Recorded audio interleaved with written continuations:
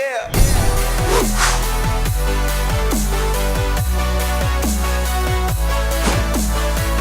Welcome back to the Gridiron Expert, bringing you some of the best college football news, predictions, and analysis. As the confetti rained down in Miami, concluding the 100th season of the NFL, one could not help but wonder, were we witnessing the birth of a brand new dynasty? The Kansas City Chiefs defeated the San Francisco 49ers 31-20 in Super Bowl 54, the Chiefs clinching their first Super Bowl title in 50 years. The 49ers left Miami, still searching for their first Super Bowl title since 1995, after squandering a 10-point fourth quarter lead.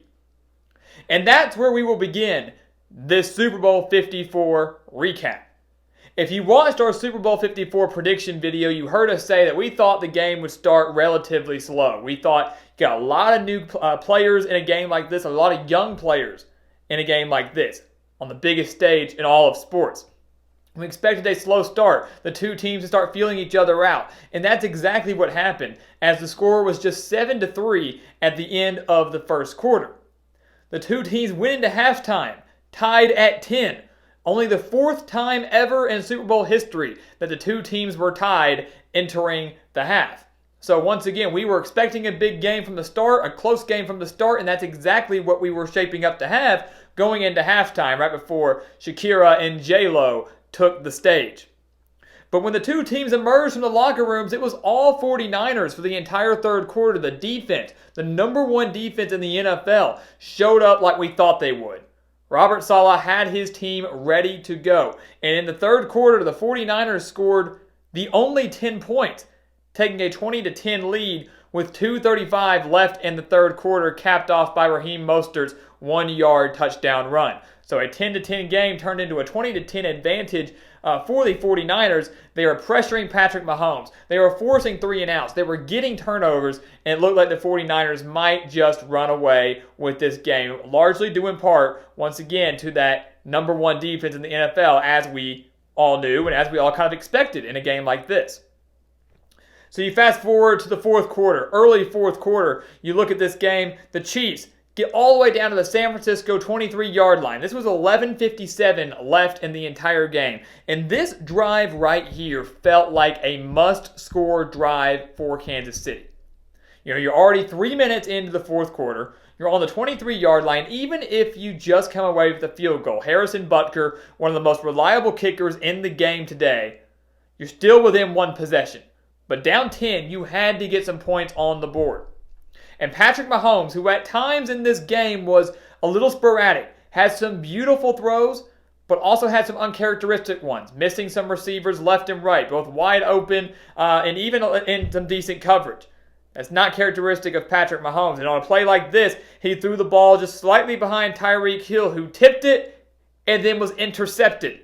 Not necessarily Mahomes' fault in a way, but if he had just led Tyreek Hill perfectly, they may have been able to get some points on that drive. So being inside the 25-yard line of San Francisco, the Chiefs came up empty-handed, still down 10, with just 11:57 left in the fourth quarter. And right there, to me, that play, I thought, ended the Chiefs' chances of winning their first Super Bowl in 50 years. Because if you've watched the 49ers all playoffs, if you've watched the 49ers all season long, they have won their games. Yes, they have a solid offense, but they have won their games based on their defense, who, after that play, have stepped up big time. And then, of course, running the ball and taking up time of possession. I thought there's no way the Chiefs will be able to come back and win this game. Even if they get the ball back, the 49ers are probably going to run off about 3 or 4 minutes of clock here. It's going to be very difficult for them, especially with the Niners defense playing as well as they had been. But they got the stops. That was the crazy thing, is after that interception, the Chiefs defense kind of woke up. They weren't really awake for the third quarter. They weren't awake for the first part of the fourth quarter. But after that interception, something changed for Kansas City. Something changed and said, hey, even though we've got 12 minutes left, even though we're down 10, we can still come back and win this game. People have done it before. Not many people have, namely a team named the New England Patriots. But the Chiefs woke up and they scored a touchdown with 6 minutes and 13 seconds left to cut the deficit to 20-17. And we're going to touch on some of the key plays that led to the Chiefs' victory here in a second, namely from the Niners' offensive side of the ball, namely some of the plays the 49ers ran. We'll touch on that in a second. The Chiefs cut it to 3 with a little over 6 minutes left. They force a quick 3 and out that only took up a minute of clock. They get the ball back and score another touchdown. A 24-20 lead, scoring a touchdown in less than 2.5 minutes. The 49ers, their last-ditch effort, they had all 3 timeouts. They still had the 2-minute warning. Some people, including myself, thought, okay, if the Chiefs' defense stays hot, if they force a quick 3 and out, the 49ers can still punt the ball, hope their defense wakes up, get the stop, and then have one final chance to go win this game, as they were down 4, had no chance to tie. But the 49ers took up too much time, got all the way down to the Kansas City 49-yard line. You can't help but wonder maybe how different some of the play calls would have been had it just been a field goal game. Because like Harrison Butker, Robbie Gould is one of the best kickers in the game today. Is so reliable. And had the game been 23-20 or 21-24, you can't help but wonder maybe the 49ers change up their play calls a little bit to try to get themselves into field goal range, knowing that it's not a touchdown-only situation. But they get to the 49-yard line. Jimmy Garoppolo sacked on the play. And 2 plays later, Damian Williams goes 38 yards untouched to seal the deal. It's 24-20. They still could have called the timeout to have one last-ditch effort. And Damian Williams said, no, I'm going to give Chiefs Kingdom their first Super Bowl title in 50 years. 38 yards to the house, gets up 31-20.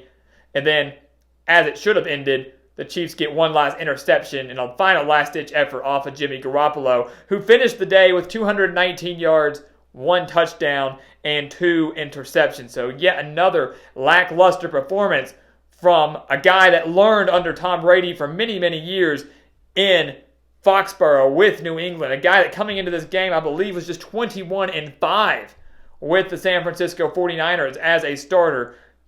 Kind of proving to me in this game that he just wasn't quite ready for the big stage. Both quarterbacks struggled a little bit. Both had some uncharacteristic throws. Some had some plays that were very costly for their team. But Jimmy Garoppolo showed to me that he just wasn't quite there yet.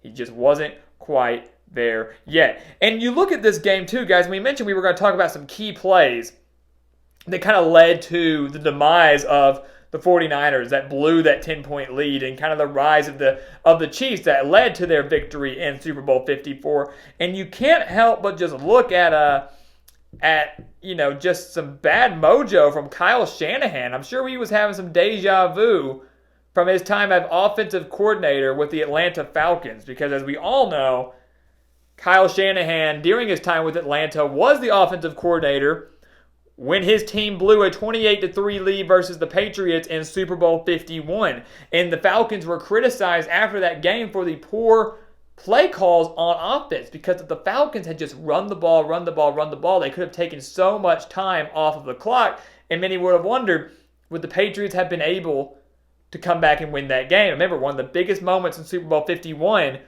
was the strip sack of Matt Ryan. Dante Hightower coming around the end, sacking Matt Ryan. He fumbles, Patriots recover, they get a touchdown. That was the spark the Patriots needed to come back and win that game. So you would have thought that Kyle Shanahan would have learned his lesson.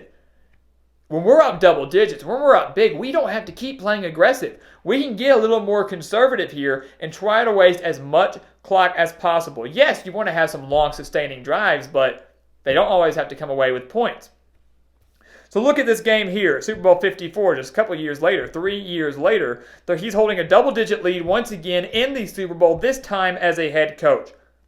The 49ers get up 20-10.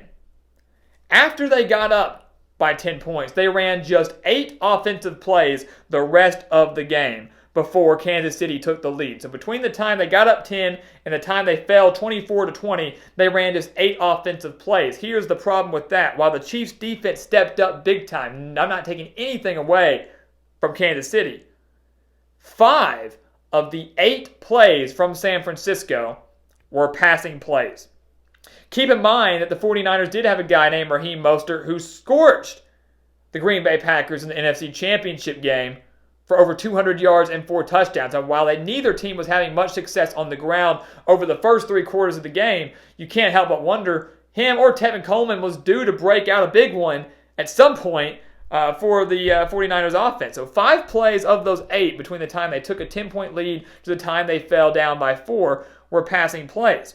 3 of those passing plays were incompletions, so of course it stops the clock. One of those passing plays, Jimmy Garoppolo couldn't find anybody open. He rolled out right and was pushed out of bounds. Once again, stopping the clock. So of the 5 passing plays, 4 of them stopped the clock. 8 plays run during that time, half of them stopped the clock. Keep in mind that they took that 20-10 lead late in the third, got the interception off of Patrick Mahomes deep in San Francisco territory with 11:57 left. Kansas City had to have 2 touchdown drives, guys, to take that lead. And out of those 8 plays, the 49ers only ran off 4 minutes and 7 seconds of clock. And you can't help but wonder, had they run the ball on every single play there, would they have picked up some more first downs? Would they have just wasted more clock? And if they had, would the Chiefs have had enough time to get into the end zone and win the game? Or if they had, would they have gotten, it was a 31-20 victory for the Chiefs, guys, and that score looks way worse than the game really was. It was a very competitive and close game, but maybe would the 49ers had one last chance down 4 or 7 instead of 11 late in the fourth quarter. So some very questionable play calls once again from Kyle Shanahan, who is yet to learn his lesson. This 49ers team, as great as they played, as great as the defense was, as great as Raheem Mostert was in the playoffs, as great as Jimmy Garoppolo was at times during the regular season, this 49ers team to me showed they just weren't quite ready yet.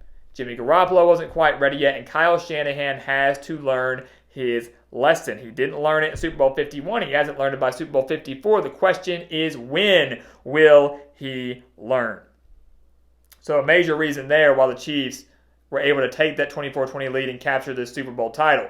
On the other side, you look at Kansas City, guys, you can't help but smile seeing that Andy Reid got his first Super Bowl championship as a head coach.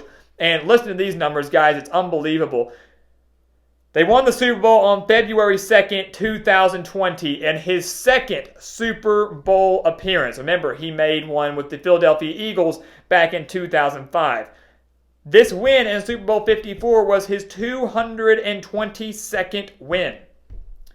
All those number 2, second month, second day, 2020, second Super Bowl appearance for the 222nd win as a head coach. Honestly, guys, you can't draw it up any better. That's the beauty of sports. Things like that happen. You don't plan them. No one can plan that. No one can make that happen. That's just fate. And it was fate for Andy Reid to finally get a Super Bowl title. Many people criticized him for never being able to win the big games. He proved those doubters wrong, getting that first Super Bowl. One of the greatest head coaches in the game, maybe in the history of the game, to never have one. 21 years in the league, finally getting that coveted Super Bowl title. You look at Patrick Mahomes, guys. He's in year 3 as a quarterback. Just his second full year as starter for the Kansas City Chiefs. Was injured earlier in this season. Missed a few games. But yet, in just 3 years in the NFL, guys, he already has a league MVP, a Super Bowl title, and a Super Bowl MVP to his name. We are witnessing the takeover of the new generation of quarterbacks, and it starts with Patrick Mahomes. Tom Brady is on his way out. As illustrious of a career, as great as he has been in his career, he is slowly on his way out. Drew Brees is slowly on his way out. We know Peyton Manning's been gone for a while. We know Eli Manning's been gone for a while. The guys that I have grown up watching, many of you have grown up watching, are slowly on their way out, and this new generation of quarterbacks are on their way in. Jimmy Garoppolo, one of those quarterbacks in there as well. But none of them are better than Patrick Mahomes right now, and none of them has as many awards and just accolades than Patrick Mahomes does right now.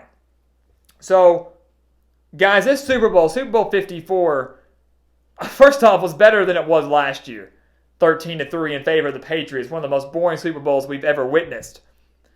But I can tell you this, that while we did criticize Kyle Shanahan and the San Francisco 49ers, and while we did criticize bits and pieces of this game, I can tell you that this will not be the last time that we see either of these teams in the Super Bowl. This will not be the only Super Bowl appearance from Patrick Mahomes, and this certainly will not be the only Super Bowl appearance from Kyle Shanahan, Jimmy Garoppolo, and the San Francisco 49ers, guys. These guys are on the upward trend. They are trending up to be some of the top dogs in the NFL for many years to come. So I'll ask you again, did we see did we witness the birth of a brand new dynasty? Yesterday, February 2nd, 2020, as the Chiefs captured their first Super Bowl title in 50 years? I'm not really sure. But for now, all I will say is that Chiefs Kingdom, for the first time since 1970, you are world champions. Enjoy it, because you certainly deserved it.